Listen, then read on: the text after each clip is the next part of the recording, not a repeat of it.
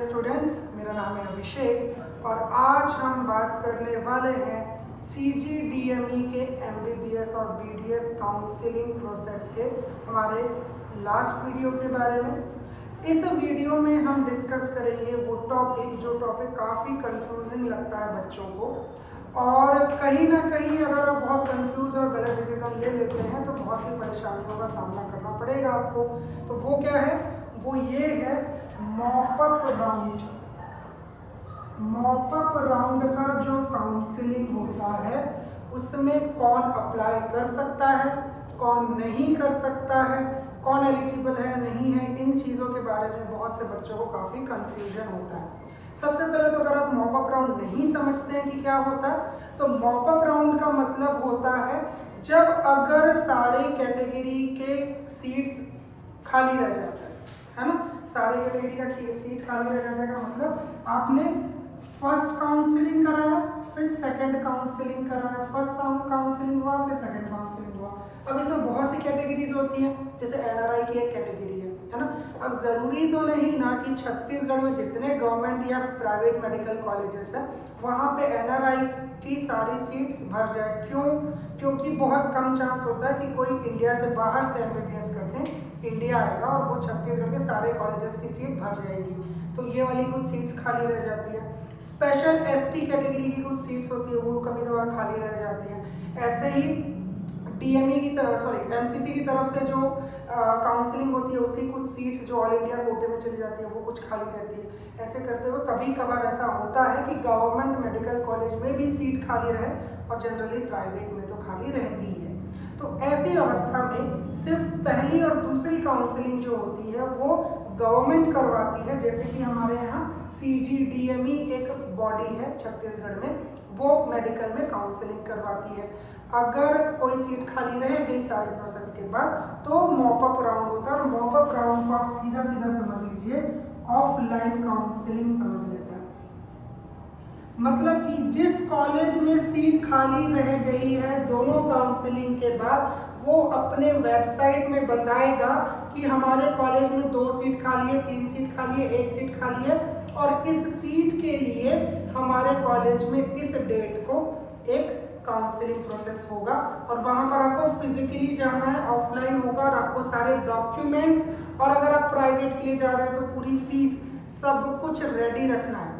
अगर आपकी फर्स्ट और सेकंड काउंसलिंग में सीट नहीं मिली और आप इसी साल MBBS करना चाहते हैं तो हर तैयारी पूरी रखिए और सारे कॉलेजेस की वेबसाइट्स पर कंटिन्यूसली विजिट करिए और आपको पता चलेगा कि कहीं ना कहीं एक आध सीट खाली और आप सारे डॉक्यूमेंट्स लेके रातों रात वहाँ पहुँचेंगे। बहुत मुश्किल हो जाता है अगर आप पूरी तैयारी में नहीं है तो, और तब जाके आपका एडमिशन वहाँ पर होगा। प्राइवेट कॉलेजेस में तो ये होता है कि अगर आप अभी फीस पे कर पा रहे हैं तो फीस पे करिए, एडमिशन हो जाएगा।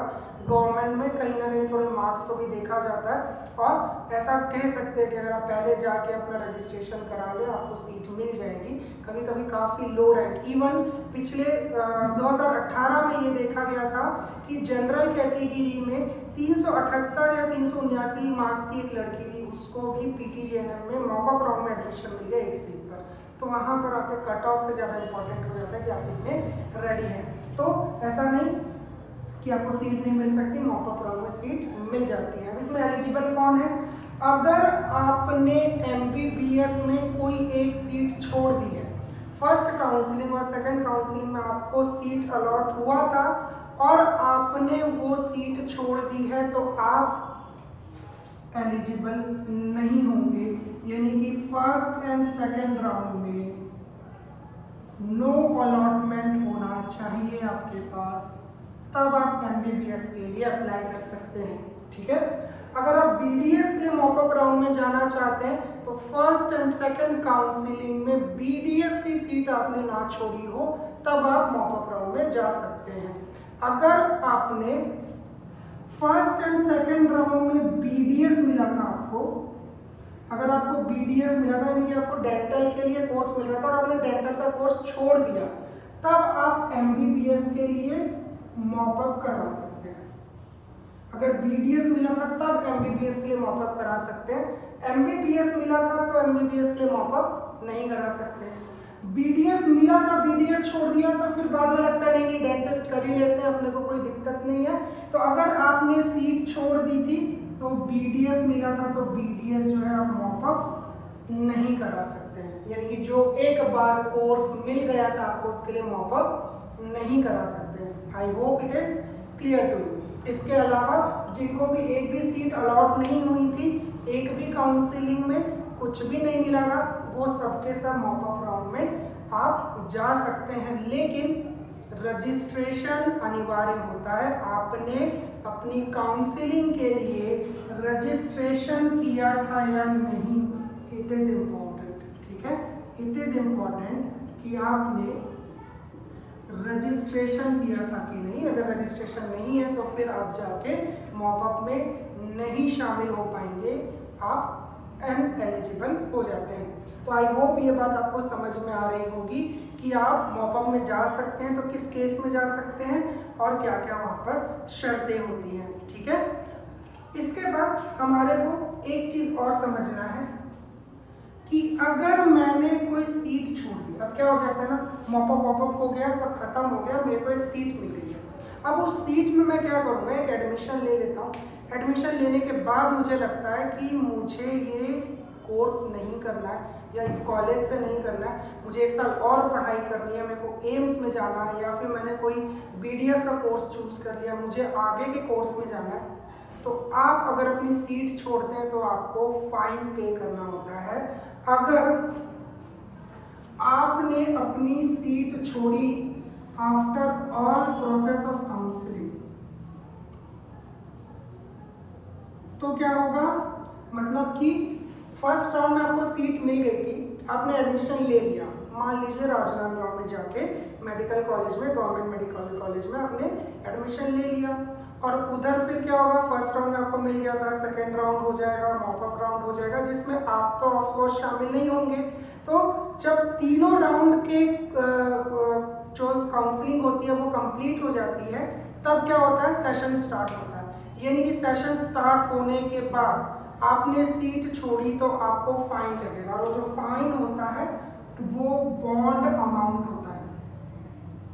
अब आप बोलेंगे सर ये बॉन्ड अमाउंट क्या है, तो जिन्होंने रूरल बॉन्ड वाला वीडियो देखा उनको याद होगा कि जैसे ही आप मेडिकल कॉलेज में, गवर्नमेंट के मेडिकल कॉलेज में एडमिशन लेने जाते हैं, आपको वहीं पर एक फॉर्म फिलअप करवा दिया जाता है कि आपको कोर्स कंप्लीट होने के बाद 2 साल गांव में पोस्टिंग मिलेगी, और वो पोस्टिंग कंपलसरी होती है।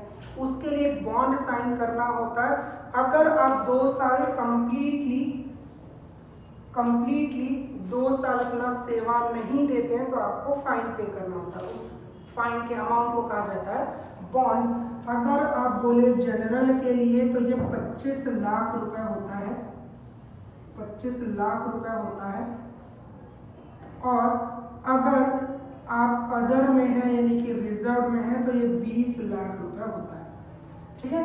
अगर आप जनरल में है तो 25 लाख रुपए आपका बॉन्ड होता है, अगर आप अदर में है तो 20 लाख रुपए बॉन्ड होता है।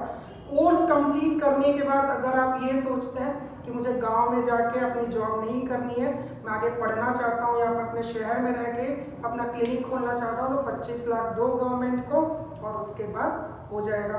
अगर आप 25 लाख भी नहीं दोगे और आप अगर अपना ये सेवा भी नहीं करोगे तो क्या होगा, आपको डिग्री ही नहीं मिलेगी। डिग्री लेने के लिए या तो आप 2 साल जॉब करो गांव में या फिर आप 25 लाख रुपए दो, या अगर आप दूसरी कैटेगरी के हैं तो 20 लाख रुपए दो। यही वाला बॉन्ड जो है आपसे ले लिया जाता है अगर आपने अपनी सीट छोड़ के उसको वैकेंट कर दिया। क्यों? क्योंकि मॉपअप राउंड भी खत्म, अब पूरा एडमिशन का डेट खत्म, और उसके बाद जब आप सीट छोड़ रहे हो तो क्या होगा, उसमें किसी और को नहीं एडमिशन मिल सकता, यानी कि एक सीट आपने बर्बाद कर दी एमबीबीएस की। इस साल एक डॉक्टर कम बनेगा तो क्या कर देते हैं, फाइन पे कर देते हैं। ये हुआ एमबीबीएस का। सेम चीज़ अगर आप बीडीएस के लिए करते हैं तो बीडीएस के लिए भी फाइन है। जनरल के लिए 5 लाख रुपए होता है। यहाँ पर आपको रूरल बॉन्ड नहीं भरना होता है, यानी कि बीडीएस करने के बाद गांव में जॉब नहीं करना होता है, बट सीट छोड़ने पर आपको जनरल के लिए 5 लाख का फाइन है और अदर्स के लिए 3 लाख रुपए का फाइन होता है। तो बहुत हैवी फाइन होता है, तो सोच समझ के अपने कॉलेजेस को चूज कीजिएगा, अदरवाइज बाद में बहुत प्रॉब्लम हो सकती है। या तो क्या होगा, आपको फाइन पे करना होगा, या फिर आप अपने मन के कॉलेज में नहीं पढ़ेंगे। आपको ये लगेगा कि मुझे थोड़ी सी और तैयारी करनी थी। तो 100% श्योर हो तभी जाकर आप एडमिशन लीजिए। काउंसलिंग में आप बैठ सकते हैं, लेकिन काउंसलिंग के बाद एडमिशन लेना काफ़ी इम्पॉर्टेंट हो जाता है। ठीक है, तो काउंसलिंग वाला प्रोसेस थोड़ा सा इजी है, लेकिन काउंसलिंग के बाद थोड़ी सी दिक्कतें होती है। तो सोच समझ के आप एडमिशन लेंगे। इसके अलावा आपको क्या करना होता है, काउंसलिंग के बाद आपको पता होगा कि एक फिजिकल वेरिफिकेशन होता है। फिजिकल वेरिफिकेशन को लेकर मैं एक सेपरेट वीडियो बनाऊंगा कि फिजिकल वेरिफिकेशन का मतलब क्या है और उसमें क्या करना होता है। और मैंने आपको पहले ही वीडियो में बताया था कि फिजिकल वेरिफिकेशन बहुत कंपलसरी है, अब चाहे एडमिशन लेना चाहें या ना लेना चाहें। यानी कि फर्स्ट काउंसलिंग के बाद कोई भी सीट अलॉट हो, चाहे वो मेडिकल कॉलेज प्राइवेट ही क्यों ना हो, आपको अपने डॉक्यूमेंट्स वेरीफाई कराने हैं। उसके बाद आप एडमिशन मत लीजिए प्राइवेट में। गवर्नमेंट में तो लेना ही पड़ता है, प्राइवेट में या BDS में आप एडमिशन मत लीजिए, लेकिन वेरिफिकेशन जो होता है वो कंपलसरी होता है। तो इसके कुछ प्रोसेस के बारे में एक वीडियो में आगे आपके सामने लेकर आऊँगा। आई होप कि आपको ये चीज़ें समझ में आई होगी, mock up round and fine and how to leave a seat, कब छोड़ सकते हैं कब नहीं छोड़ सकते हैं। इसके अलावा अगर आपके कोई डाउट्स हैं, कुछ बच्चों ने पिछले वीडियो में कमेंट किया है, तो उनके जो मांगे हैं कि इन पर एक वीडियो होना चाहिए कैंपस पर, तो हम ज़रूर कोशिश करेंगे कि उस पर एक वीडियो बहुत जल्दी आ जाए। तब तक के लिए आप प्लीज़ हमारे वीडियोज़ को कंटिन्यूसली व्यू करते रहिए। आप लाइक कीजिए, सब्सक्राइब कीजिए, अपने दोस्तों के साथ शेयर कीजिए, कमेंट करते रहिए और हमें मोटिवेट करते रहिए। अगले वीडियो का इंतज़ार कीजिए। तब तक थैंक यू वेरी मच।